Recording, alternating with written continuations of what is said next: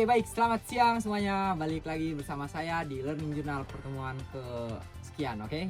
Baik, sekarang saya akan mempresentasikan mata kuliah Teknik Reportase dan Investigasi Berita. Seperti biasanya, setiap minggu saya akan membuat Learning Journal.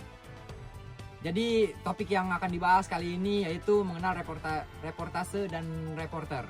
Oke, jadi penyajinya itu ada di kelompok 1. Oke, pada tanggal hari Minggu kemarin, Senin 17 September 2025. Oke, jadi di tengah derasnya arus informasi digital ini, mahasiswa jurusan Komunikasi dan Penyiaran Islam UIN SMA Banten kembali mengasah kemampuan jurnalisnya. Seperti dalam presentasi makalah pada pekan ini, kelompok 1 itu mengangkat tema mengenal reportase dan reporter, syarat keterampilan dan etika. Oke, jadi sebuah topik yang menyoroti peran vital reporter sebagai garda terdepan penyampaian informasi. Isi laporannya itu dari dalam pemaparan kelompok 1 itu menjelaskan bahwa reporter itu merupakan jantung jurnalisme. Reporter itu diartikan sebagai penyaji laporan langsung dari lapangan. Dengan mengutamakan ketepatan, keterkinian, dan objektivitas, mahasiswa menekankan bahwa reportase bukan hanya sekedar menyampaikan fakta, tetapi juga berfungsi sebagai cermin sosial yang membantu masyarakat memahami realitas yang terjadi. Nah, seperti itu.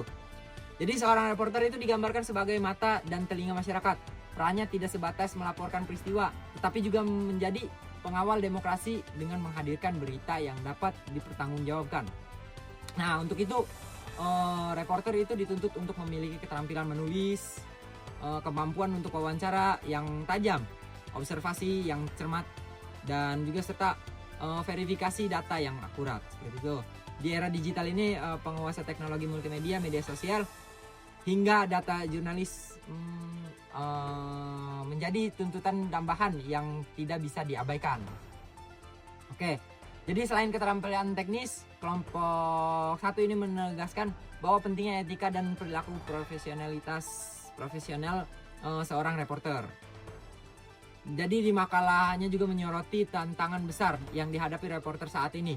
Tekanan kecepatan berita di media daring, maraknya disinformasi, hingga resiko fisik dan psikologis reporter ketika meliput bencana ataupun konflik-konflik yang menjadi kenyataan yang harus dihadapi, seperti kayak demo-demo gitu, kita harus terjun langsung.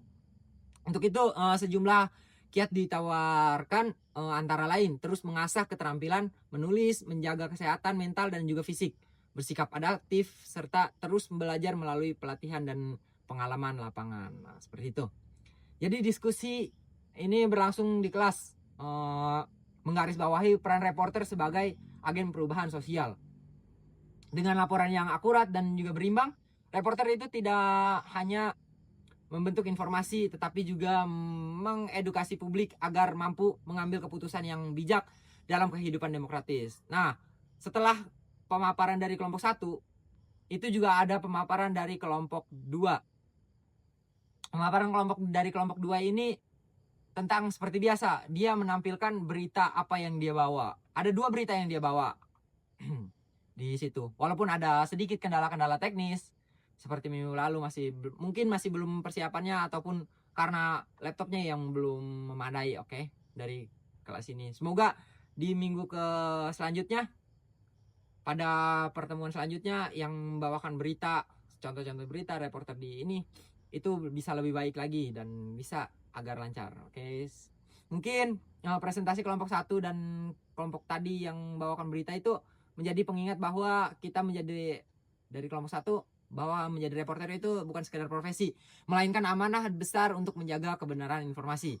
Di era digital yang penuh tantangan ini, reporter dituntut bukan hanya cepat dan terampil, tapi juga berintegritas, sebab pada akhirnya keberlangsungan demokrasi juga dan kepercayaan publik itu bergantung pada kualitas reportase yang mereka hasilkan. Nah, seperti itu. Mungkin cukup sekian dari saya.